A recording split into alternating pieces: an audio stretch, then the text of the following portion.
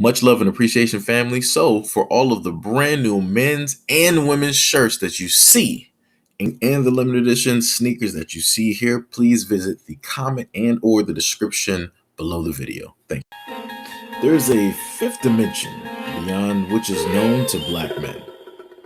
It's a dimension as vast as space and as timeless as infinity. It's the middle ground between black and white, between racist and bigots.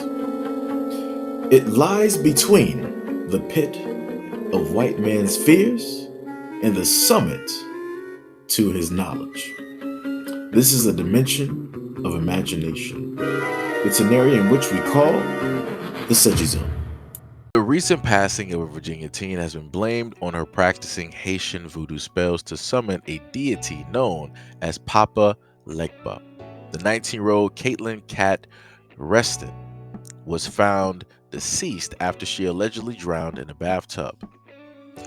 Reston's unexpected death came just 2 days after she claimed to have seen Papa Legba. Apparently, after summoning spell, people warned her not to try. Papa Legba is a Loa, which are spirits of Haitian voodoo and Louisiana voodoo.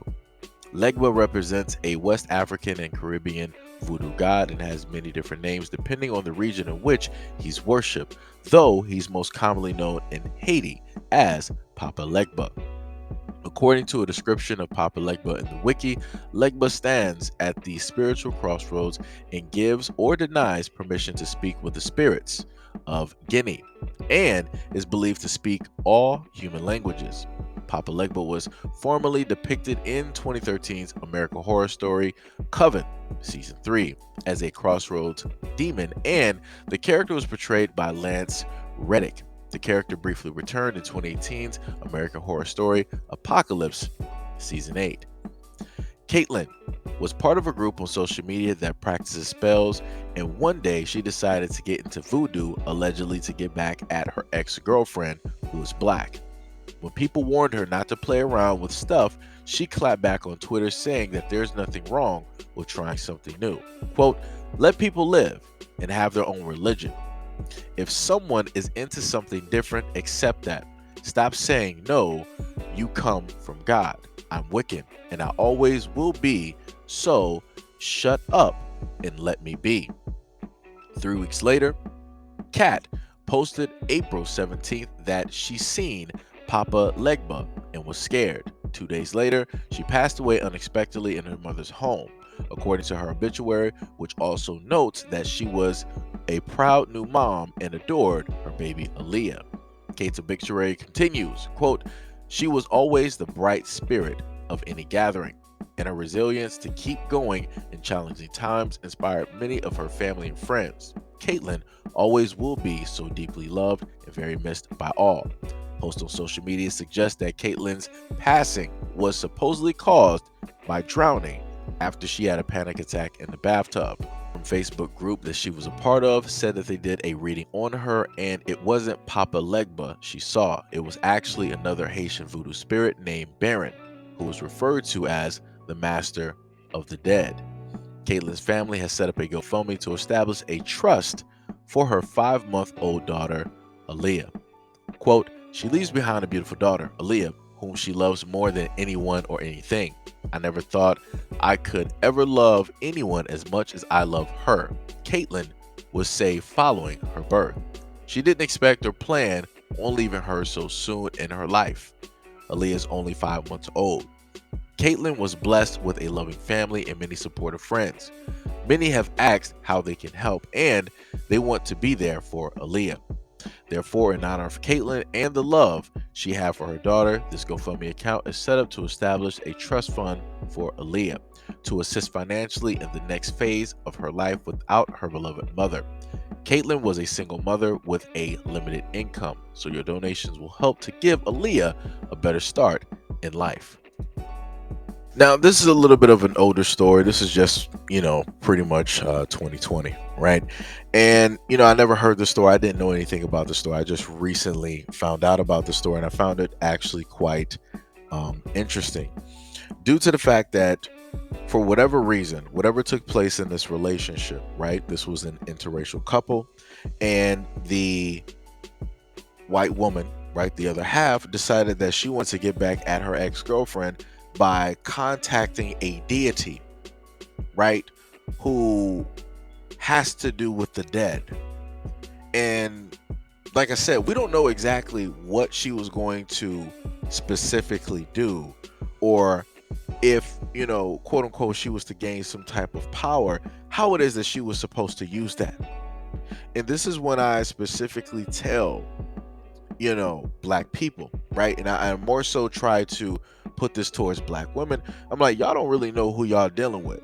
I've given you stories about and examples of what white men have tried to do to black women, and I pretty much don't hear anything. I hear a what about this and a what about that, and look at what black men doing, right? So here you are, this is two women now, and it still has to do with a black woman.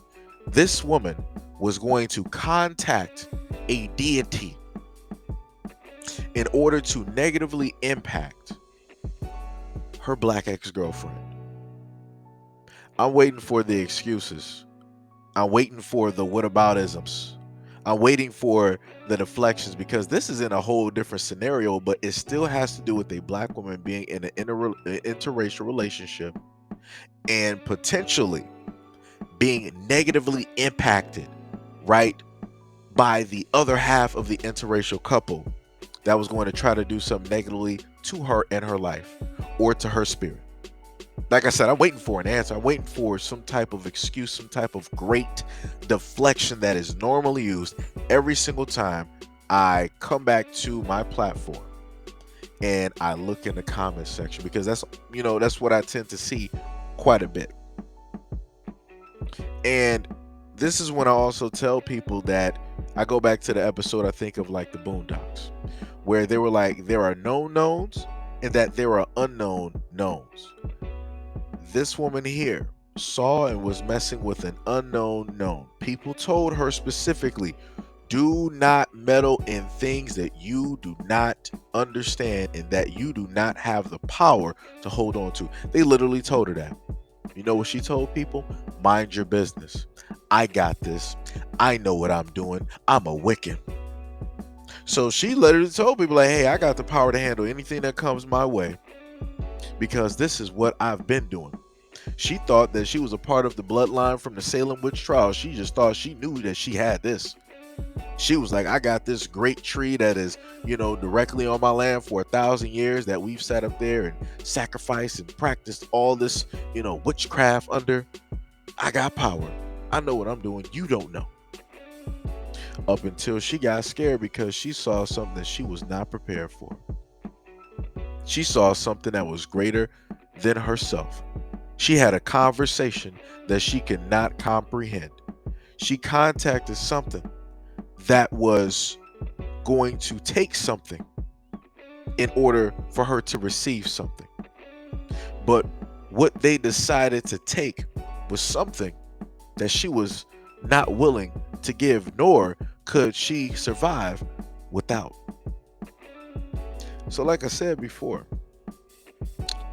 when it comes to this reality, people need to be very, very careful of the things and the knowledge that they seek, because sometimes those things and that knowledge come at a great price.